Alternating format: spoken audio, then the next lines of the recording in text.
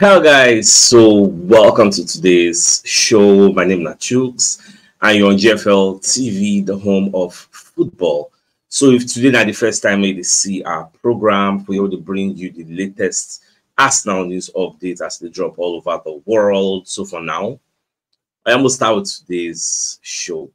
So the first news really come from my table like this. This one said it shocked me, but we'll go through them. So Daren B will be one of the football pundits out there. He works with Talk Sports. So Ben's going to talk say him no really think say Ben White go fit get back into the Arsenal first 11. Like saying no see I'm happening based on the way Julian Timber they play for now. That is going to be very, very like for him, he no see that possibility. So let's go into waiting Ben White really talk. Now, from the reports, they say Ben White, Daren B say one Arsenal player is now actually not good enough. Imagine that language, that White is not good enough to start. It's so sad. So when you dive into the entirety of this particular report, they say Daren B thinks Ben White will not get into Arsenal first 11. Now, but back on the talk, they say Arsenal signed Ben White from Brighton. We all know that in 2021. The Englishman has arguably been the Gunners' most consistent and reliable performer over the last 3 years. Put that in quotes, over the last 3 years. He is almost always available, never complains, and does a great job. Now, however, the injury Ben White gets can force him to, like groin injury, force him to be out for a while. That was how people like Julian Timber can't get the opportunity to actually enter the first 11 to stake a claim for a place in there. Now, they said the Dutchman has absolutely been unbelievable there. He's solid defensively, very good in one-on-one situations, and is excellent in attack as well. Bukayo Saka recently raved about Timber and how the defender makes his life easier. And that has led to many thinking Timber is first choice right now, and Bent agrees. He feels White at this moment in time is not good enough to start ahead of the former Ajax man.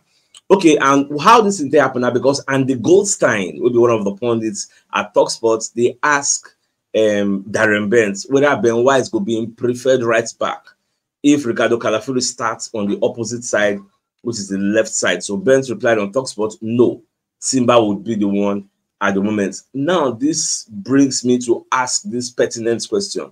Do you subscribe to Daren B's line of thoughts of saying Ben White cannot break into the first 11 anymore?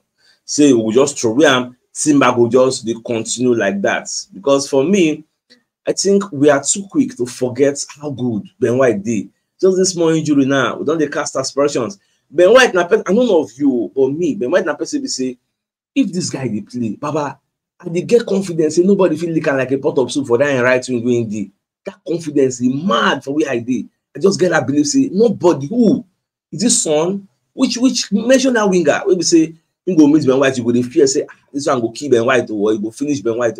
I never see that thing. And secondly, I want to believe the relationship Ben White has with Bukayo Saka is on a different level compared to the relationship Timber has with Saka. Because when you don't play with somebody for many years, that bonding, like, you don't even need to look back to know say this person did there. You don't believe say, oh more you did. You get that belief. You don't do. So this one with Daren B, they talk say Ben White no go fit break. Like I can't even imagine it. Say Ben White will come back like this now. They will come put up a bench. That is not ruling out that the possibility is not there, because I think I was another person. I remember when I did that bench Kieran Tierney for Nuno Tavares. So it is something that can happen, but me visualizing it and seeing it happen, you know, really go with my body. And you know who is the winners and the losers in everything? Now Arsenal. Now Arsenal fans. Now we be the winners. Now we have a very good first 11 right back and a very good second 11. In fact, the two of them are going to say two of them are first 11 right back. So now having one of them on the bench, now we have the luxury of actually choosing one and keeping one of the bench. Now we be the winners. So we get two first 11 players. So now we have the dilemma of not even knowing who to start. So I just love that. I wish we figure this kind of problem for every position. It will make a whole lot of sense. Yeah, so Moving on, no check on that story. So David Dane will be one of the executives before for Arsenal. So Baba can go for Talk Sports, where they ask him questions about Arsenal, Arteta, how you compare Arsenal of before and Arsenal of today. So David Dane can they talk say Arsenal of today now, saying they praise Arteta for building this Arsenal team with an edge. So this is an Arsenal team that is filled with entertainers. Like when you pay money to come to the Emirates Stadium to come and watch Arsenal play, you will get your value. You will get value for your money. You get entertained. You are sure of getting goals. You get how many times Arsenal already played 0-0, like draw for the Emirates Stadium. Like goals go happen, something drama. You will see something happen, and at the same time, the way the manager like and bring the fans back with the players, because most people will be saying maybe they just start to support Arsenal. They don't really know the type of toxicity waiting for Arsenal in times past. How the fans were not connecting with the players. Most people don't really understand all this type of things we don't happen for here before. And you get another team they've been done, can't even mention. You see, this is an Arsenal team that you are seeing that have no superstars. Like one person is scored 30 goals, all those kind of things. Like we don't really have one superstar. This is a team of collective effort. People will say that they play for one other, division of labor. That is what David Dane is saying. And me, honestly, I subscribe to his line of thoughts. That we are celebrating Arsenal today, that we are where we are today. You cannot not support Arteta or put him on the pedestal and say, Arteta did this. Say they see if we play for the Emirates Stadium, the fans are vociferous with their voice. They are happy to chant. It is Arteta. No other person could have done it better. And I just did very, very happy the way things they go for Arsenal. Now, away from that, so I can't see this thing for Fabrizio Romano Pidgin that they ask Edwin van der Sar, be one of the legendary goalkeepers of our time. You get they ask and say Andre Onana or David De Gea, who you go pick? Baba pick Andre Onana. Me personally, I don't subscribe to a line of thought. Like, how can you pick Andre Onana ahead of De Gea? Me personally, I didn't say Andre Onana as well. Akbere. Go and look at what De Gea is doing at Fiorentina. Look at saves upon saves. In fact, in one match, I don't even forget that game. This guy kept 2 penalties. That game, he kept like 18 saves. This guy, they eat saves as breakfast, lunch, and dinner. So for somebody to pick, in fact, I even ask safe. If they ask you, say, David De Gea and Andre Onana, who you go pick? In fact, I will even argue, say, Ramsey even better pass down Onana. Me, I would even put that argument. Say, Ramsey is a better keeper than this Onana.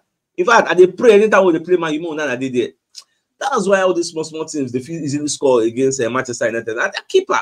But for me, I don't think that is a very, very good. When they compare with Raya ID, why? We won't even put that argument out there.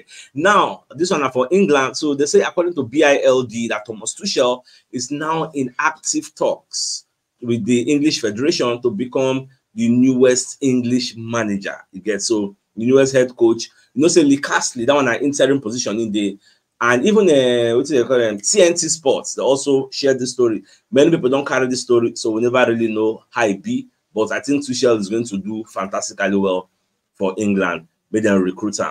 Now, on Friday, you get that thing yesterday. So Kieran Tierney and Brendan Rodgers, they had a meeting. You get so that meeting can they make people they feel say it be like say Kieran Tierney won't go back to Celtic, because remember I told you Celtic are looking for him. There's talk of a comeback. At the same time, Las Palmas of La Liga, they are also looking for Kieran Tierney. So they say Kieran Tierney had a chat with Brendan Rodgers. Again, so they think on they fuel a lot of speculation out there. So whether Kieran Tierney won't go back so in former club, so we don't really know. You get my own be say, maybe they can't pay money. You get put your mouth where your money. I'll put your money where your mouth is. But they can't give us money. Now with the cocoa, because when you look at what the report is saying, it's a return for Kieran Tierney is the one transfer plans and fans refuse to give up hope on. So the Scotland Stars struggled with Arsenal, make a departure from the Emirates ever more likely. Tierney spent last season on loan at Real Sociedad, and injury during the Euros has kept him sidelined so far this season, although he's well down the pecking order under Mikel Arteta anyway. So he just is somewhat sad. Get Kieran Tierney's story. Now story will be say if you go through the story, you go on cry, because this was a player that was once celebrated at Arsenal, bombing down that our left flank, performing like a warrior week in, week out, even though he will get occasional injuries, come back. But look at today now. You guys don't turn to surplus to requirement. In fact, you know, they in demand again. You go to Sociedad for loan. This Sociedad no still wants you. You go there, still get injury. It's quite sad. It's just quite sad. But that's how life is. Life no balance. Get it is what it is. So cut offside will be one of our monitoring spirits. Themselves going to let us know what they happen between Arsenal and Benjamin Sesko. So cut offside they let us know say Arsenal have an advantage in a three-way transfer tussle for Benjamin Sesko because of Mikel Arteta's guarantee. Now, somebody will ask, what is that guarantee, CHUKS? So they say Arsenal have done extensive research on Benjamin Sesko ahead of a possible summer transfer. The Gunners are long-time admirers of the 21-year-old striker, and although they failed to bring him to the Emirates Stadium this year and could revisit signing him next year, even though Mikel Arteta has been impressed by Kai Havertz's recent form, which has seen the German score 6 goals in his first 10 games of this season, the Arsenal boss wants to provide Kai Havertz with more competition and believes Benjamin Sesko is the best player to do so. Now we say we want to use Kai Havertz primarily as a centre forward. We need somebody else to compete with him because Gabriel Jesus is not doing that competition very, very well for us because instead they get lingering problems with injuries. So the onus is on us to bring in somebody we go push Kai Havertz to the edge. So that's why I say Arsenal are leading the race to sign Benjamin Sesko. Even Charles Watts some days ago posted that Arsenal even sent scouts to go watch the guy. Even just like with the send scout, go watch Omar Mamouche. Arsenal also sold on the project of Benjamin Sesko. But I say, although the Slovenian international is also on the radars of Bayern Munich and Manchester United, Arsenal are viewed as the front runners. Why is that so? Because a recent report from Team Talk, the talk say Arteta is willing to guarantee Benjamin Sesko playing time because Bayern obviously came the lead, so it will be second fiddle. Then if you say you want to go for PSG still get their own strikers there. So Randa Kolomuani did there. It might be second fiddle. Then if you want to go Manchester United, they have a Rasmus Højlund, Joshua Zexi. It might still be second fiddle. So these are some of the things we in the look at. So we never really know how it will be. So that's why let's say Arsenal are like the best destination for the player. So let's just see how everything will unfold at the end of the day. Now, according to cut offside, maybe another of our monitoring spirits. So Ian Wright don't come aside now. Call it talk say say you don't talk this thing before, but come like say every podcast when they do, they remind us. So Baba Call say we are still going to need Gabriel Jesus. The last time he said this, he said we should give Gabriel Jesus more time and support him. Now he called it say, see, we are still going to need him. Ian Wright jumps to the defense of out of favor Arsenal star. So Ian Wright, who's an Arsenal legend, he can't defend Gabriel Jesus. Instead, no say Gabriel Jesus, no, they make us happy. But still, at this point in our lives, transfer window no they open. We go so we won't go sign one player. So we still have to support him because he's our own, and he don't come out from an injury. So we need to help him come out of that match rustiness with the warrior. So that's part of this way. Ian Wright they talk. And even though personally, I don't really like what is happening to Gabriel Jesus. Like, I don't fall out of favor with the guy because he don't let us down. You get, but we still have to listen to what Ian Wright is saying and support him because now our own. I hear somebody one day they talk say, as an Arsenal fan, you should not criticize your players. No, that is the wrong way. Like, if there's any word like wrongest, that's a very bad way of looking at things. You can criticize, but don't condemn. That's what the right way to say it. Because in criticisms, there's constructive ones and there's destructive. You get criticism what I go give you. Baba, you go to cry. You go feel like you go feel worthless. You go feel depressed. But you get criticism what I will give you say, okay, thanks, Baba. No, yeah, I go change or I go do that type of criticism be constructive.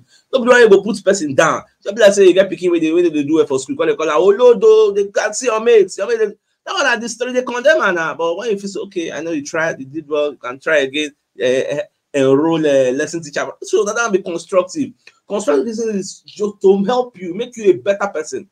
You get, so we need to understand. Most times when I come out here and I criticize players, I'm not condemning. You get, so they try to bring them up. Even this is right self. Instead of no say done the almost on shit packer, but we still have to help him. Like what Baba Soto talk, which they be that. Look at what happened to Martinelli. Do you know that Martinelli almost turned to shit packer, if not a big shit packer? Do you know what it means to go 17, 18 games without scoring a goal or making an assist? Who does that?